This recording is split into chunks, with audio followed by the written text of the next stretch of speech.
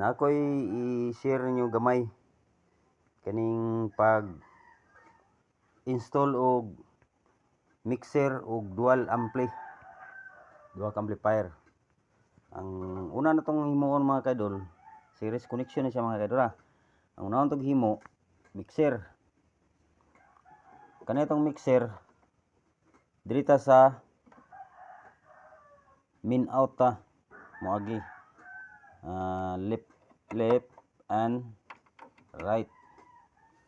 Ya, padung sa likod mga kaidol, ditso ta sa ato ang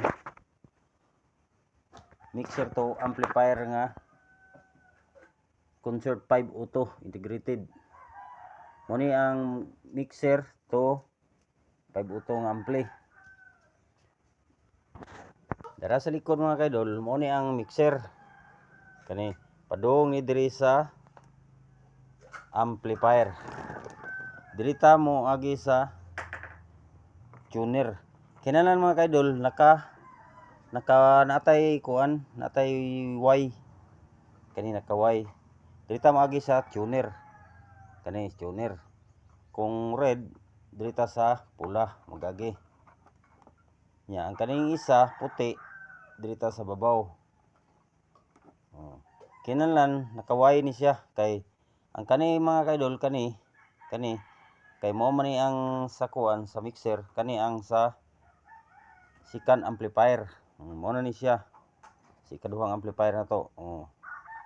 Nara mga kaidol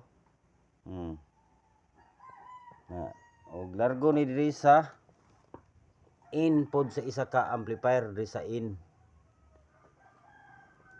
Nya dayon og mga naud kag speaker. Kay kaning sa ubos, kaning dako ning 502 mo na siya nagdala sa bass sa low. Ug kaning isa sa babaw mo ni ang mid. Arita sa bangan mga kaidol. Kung unsa gani diri ang nakabutang diri sa likod, dirita sa tuner, dapat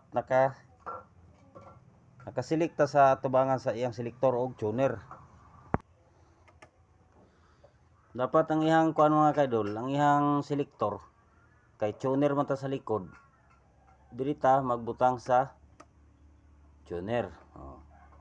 Mao na siya mga kaidol. Mao na ang wiring sa dual ampli og mixer. Kaning isa ka amplifier mga kaidol, mo ni magdala sa tuang mid kaning tulo ka box. Ug kana sa babaw mga kaidol.